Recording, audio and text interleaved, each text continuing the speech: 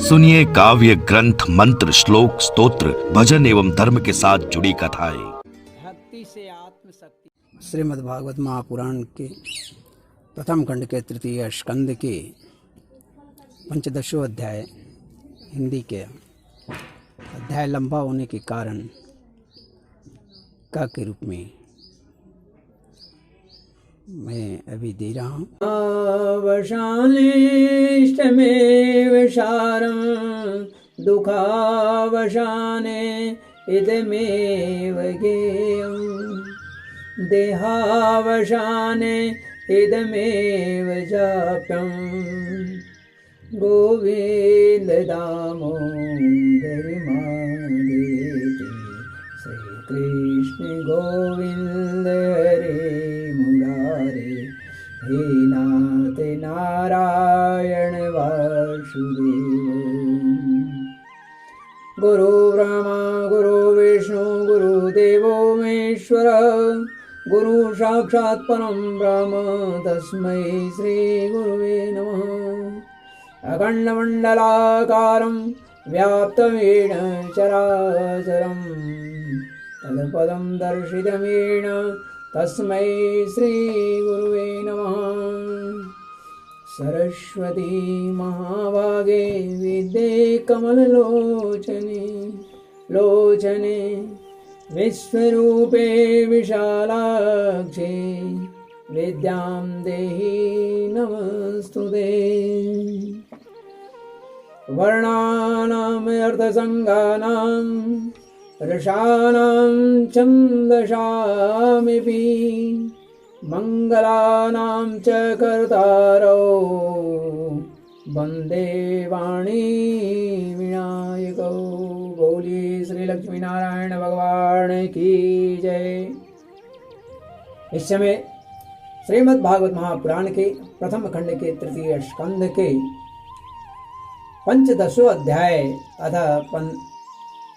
अथवा 15वां अध्याय में विषय है जय विजय को सनकादि का श्राप।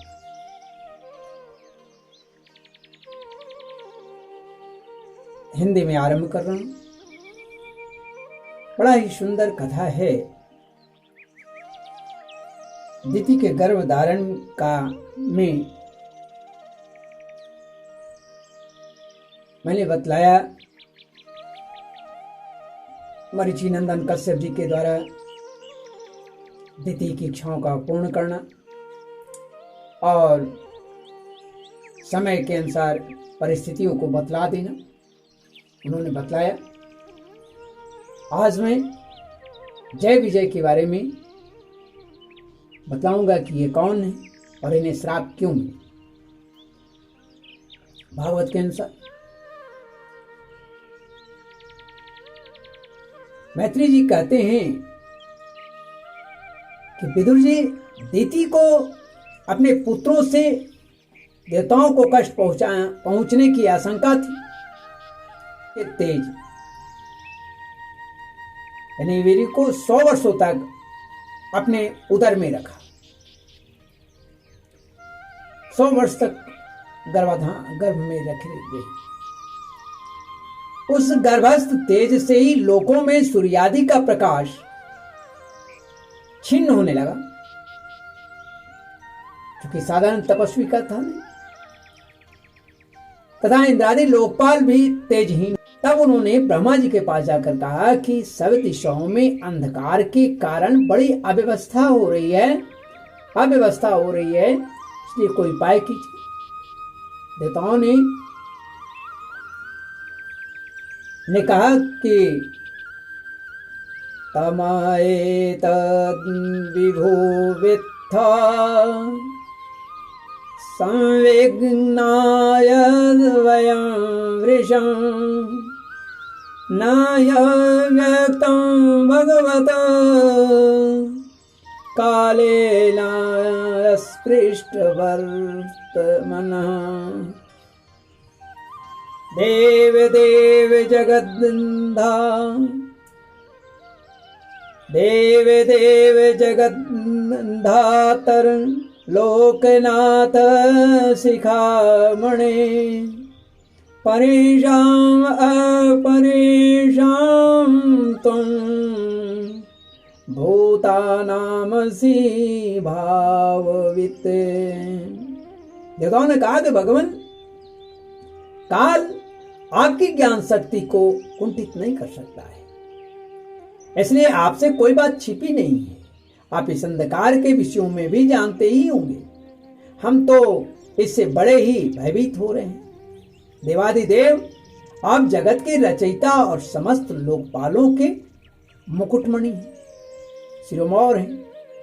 आप छोटे बड़े सभी जीवों का भाव भी जानते हैं।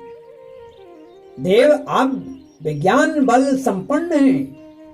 आपने माया से ही यह चतुर्मुख और रजोगुण स्वीकार किया है।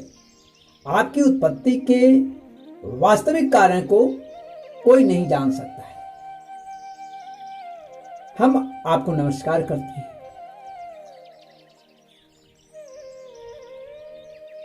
आप में संपूर्ण भुवन स्थित है।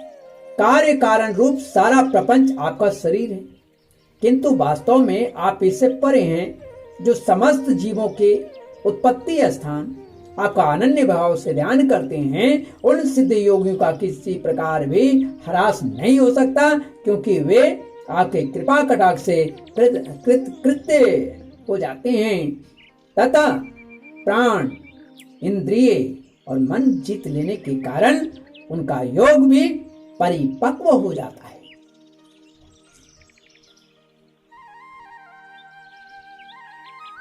यस्य वाचा प्रजा सर्वा गावस्तन्तेव यन्त्रिता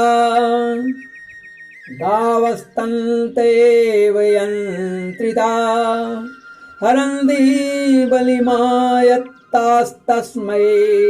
मुख्याय ते नमः। रस्सी से बंधे हुए बैलों की भांति आपकी वेदवाणी से जकड़ी हुई सारी प्रजा आपकी अधीनता में नियम पूर्वक कर्मानुष्ठान करके आपको बलि समर्पित करती है।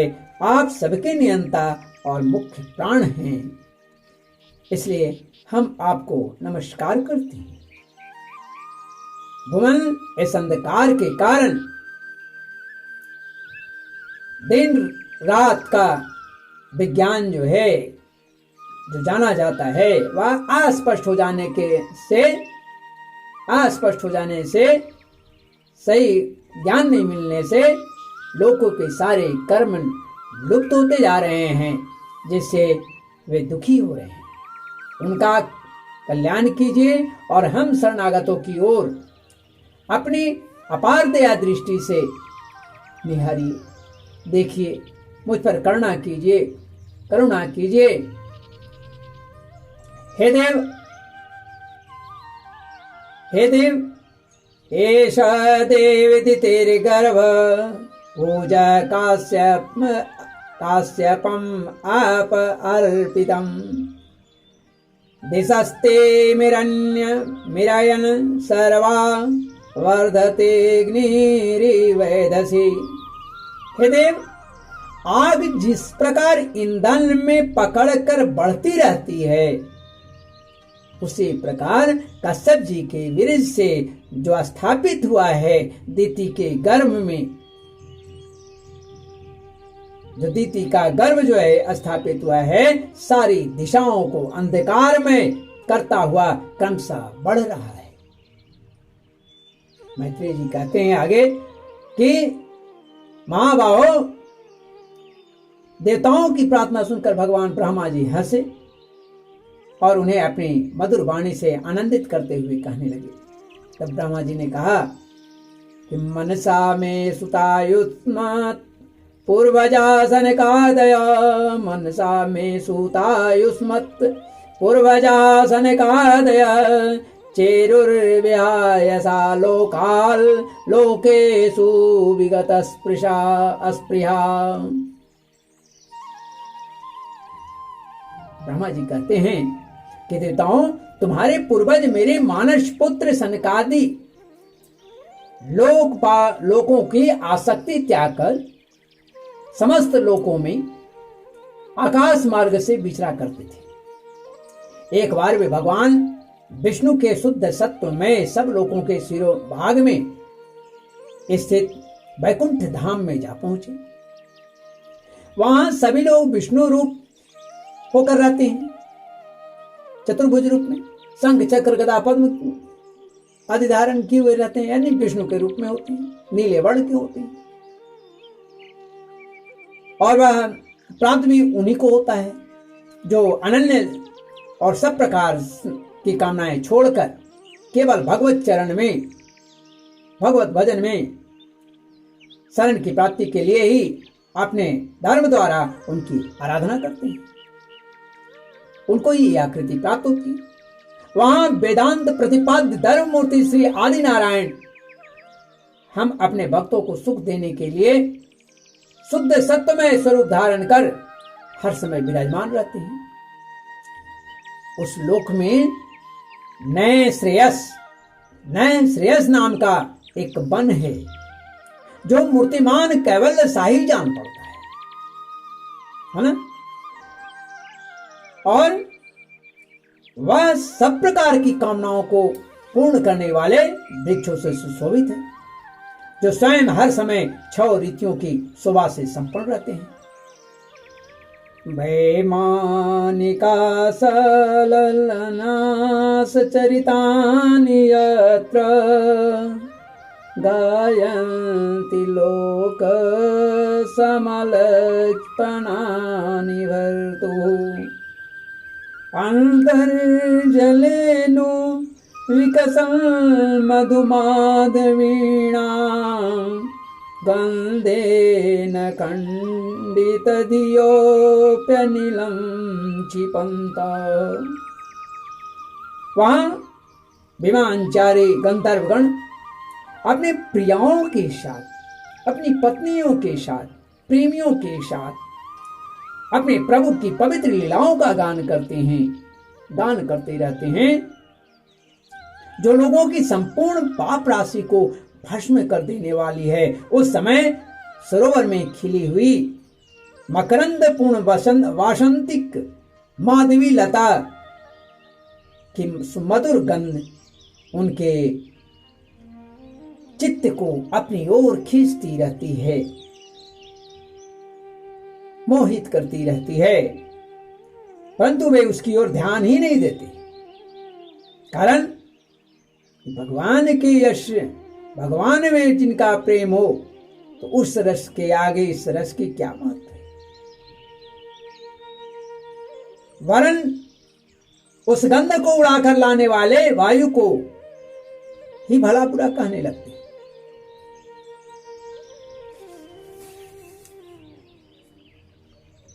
पारावतन्याभृतसारस चक्रवाक दात्यूह हंस सुखतितिरैर्वैर्वरहीनां जह कोलाहलो विरमते चिरमात्रमुच्चैर्भृङ्गाधिपे हरिकथामिव गायमाणे।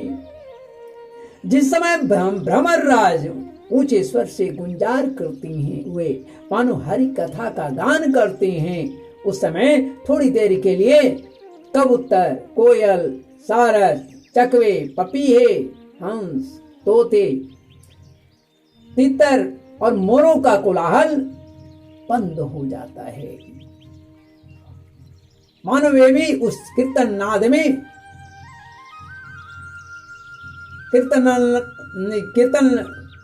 में, कीर्तन के आनंद में बेसुध होकर के हो जाते हैं। श्री हरि तुलसी से अपने श्री विग्रह को सजाते हैं, अपने स्वरूप को सजाते हैं और तुलसी की गंध का ही अधिक आदर करते हैं। यह देखकर वहां के जो मंदार पुष्प है, कुंद का पुष्प है, कुर्बक है यानी तिलक वृक्ष, उत्पल है, उत्पल मतलब रात्रि में खिलने वाले जो फूल हैं, रात्रि में खिलने वाले कमल जो है उत्पल, चंपक है, अर्ण है, पुन्नाग है, नागकेशर है, नागकेशर है, बकुल है, बकुल यानी मौलसिरी, अंबुज है, अंबुज कहते हैं दिन में खिलने वाले कमल को, दिन में खिलने वाले कमल को अंबुज कहते हैं, और रात में खिलने वाले कमल को उत्पल कहते हैं। और पारिजात आदि पुष्प सुगंध युक्त होने पर भी तुलसी का ही तप अधिक मानते हैं। वह लोग वैदुर्य, मरकतमणि अर्थात पन्ना और सुवर्ण के विमानों से भरा हुआ है। यह सब किसी कर्मफल से नहीं, बल्कि एकमात्र श्री हरि के पाद पद्मों की वंदना करने से ही प्राप्त होती है। उन विमानों पर चढ़े हुए कृष्ण प्राण भगवत भक्तों के, जो कृष्ण ही जिनके प्राण हैं, वे भक्तगण चित्त में बड़े बड़े नितंबों वाली सुमुखी सुंदरियां भी अपनी मंद मुस्कान एवं मनोहर हास परिहास से वैसे भक्तों का काम विकार उत्पन्न नहीं कर पाते। उनमें काम वासना उत्पन्न नहीं होता है। परम सौंदर्यशाली लक्ष्मी जी, जिनकी कृपा प्राप्त करने के लिए देवगण भी ललायित रहते हैं, जिनकी कृपा प्राप्त करने के लिए देवगण भी यत्नशील रहते हैं, श्री हरि के भवन में चंचलता रूप दोष को त्याग कर वही लक्ष्मी, श्री लक्ष्मी जो है निवास करती हैं। जैसे मैं अपने चरण कमलों के नूपुर से झनकार करती हुई अपने लीला कमल घुमाती हैं, उस समय उस कनक भवन की स्फटिकमय दीवारों में उनका प्रतिबिंब पड़ने से ऐसा जान पड़ता है, ऐसा लगने लगता है मानो वे उन्हें बुहार रही है, साफ कर रही हैं। तो ब्रह्मा जी फिर कहते हैं,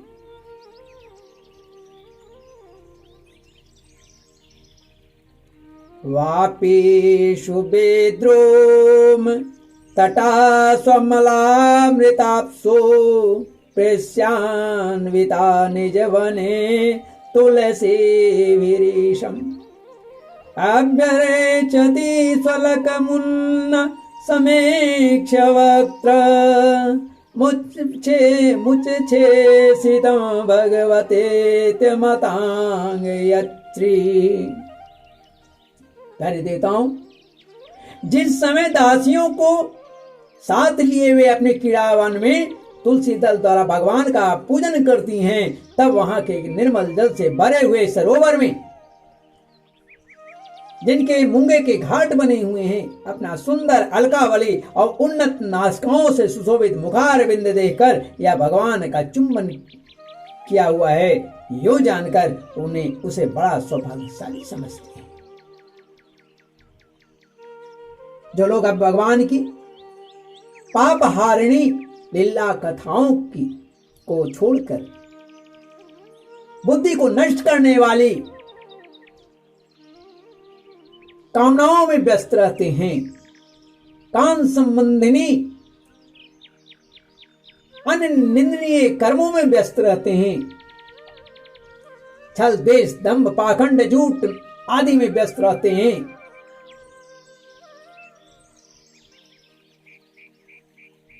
भिन्न भिन्न तरह के जो निंदनीय कथाएं हैं उसे सुनते हैं, वे उस वैकुंठ लोक में कभी नहीं जा सकते, कभी नहीं जा सकते। बस श्री हरि की कथा ही एक ऐसी कथा है जो श्री हरि के लोक में पहुंचा देता है। अतः हे मेरे सखा मित्रगण, लौट आई और श्री हरि की कथाओं में अपना एकाग्रता लाइए, बड़ा ही आनंद देने वाला कथा है। तो कहते हैं कि हाय, जब में अब अभागे लोग इन सारहीन बातों को सुनते हैं जिसमें कोई तथ्य नहीं, कोई मतलब नहीं है, तब ये उनके पुण्यों को नष्ट कर उन्हें आश्रयहीन घोर नरक में डाल देती है।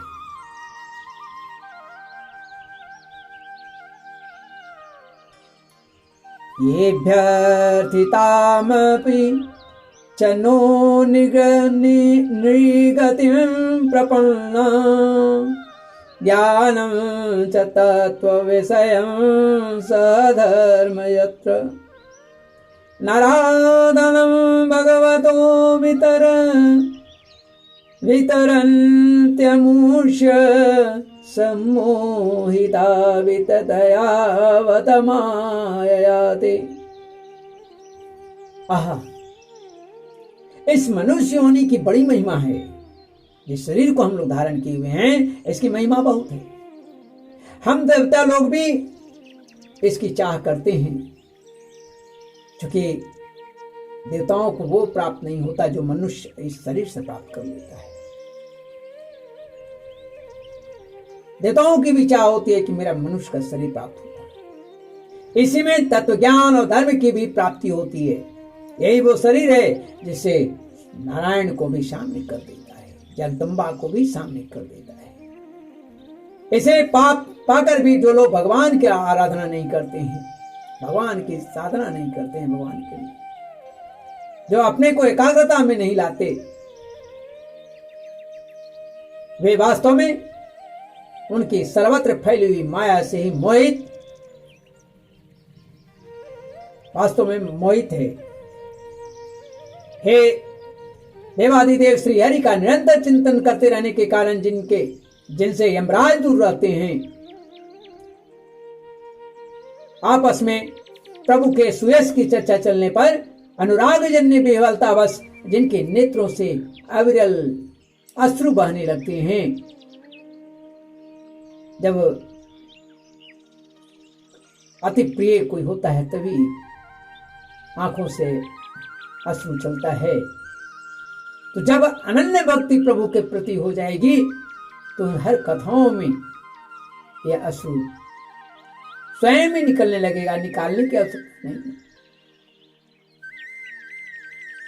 यही प्रेम की पराकाष्ठा की ओर बढ़ाता है।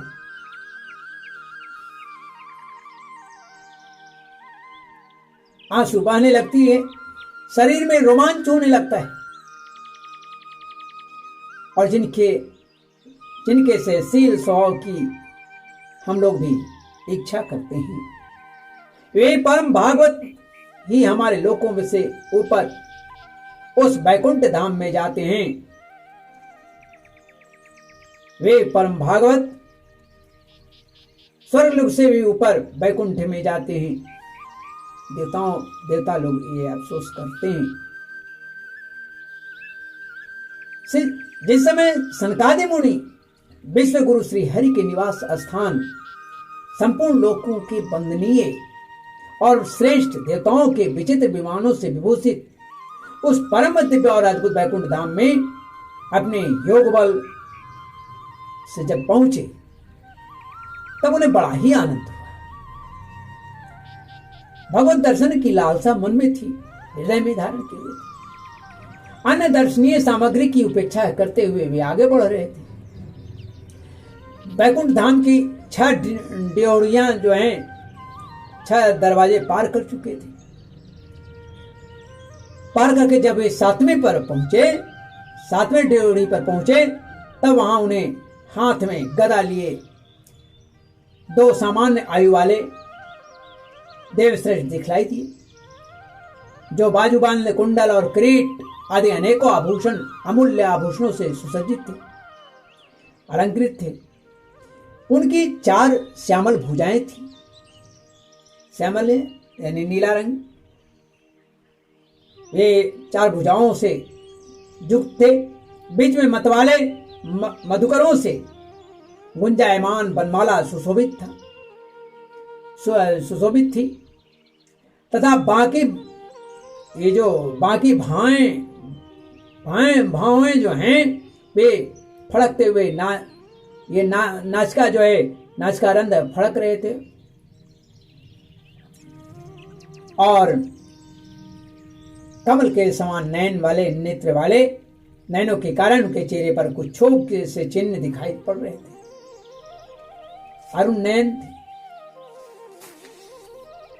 उनके इस प्रकार देखते रहने पर भी वे मुनिगण उनसे बिना कुछ पूछताछ किए और जैसे सुवर्ण और वज्रमय किवाड़ों से युक्त पहली 6 डुड़ियां लांघकर आए थे, उसी प्रकार उनके द्वार में घुस गए बिना कहे। तो आंखें जो हैं प्रश्न की स्थिति में जय विजय की थी और इन्होंने बिना पूछे ही प्रवेश कर गए। उनकी दृष्टि तो सर्वत्र यानी सभी जगह समान थी और वे निशंक होकर सर्वत्र बिना किसी रोक टोक के आगे बढ़ते चले जा रहे थे। वे विचरते भी थे, प्रभु की इच्छा थी। तो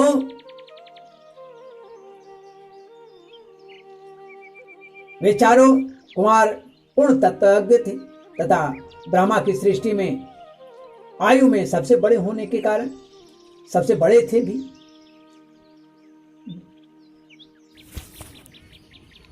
श्रीमद् भागवत महापुराण की प्रथम खंड के 3 स्कंद का 15वां अध्याय का समापन होता है का के रूप में,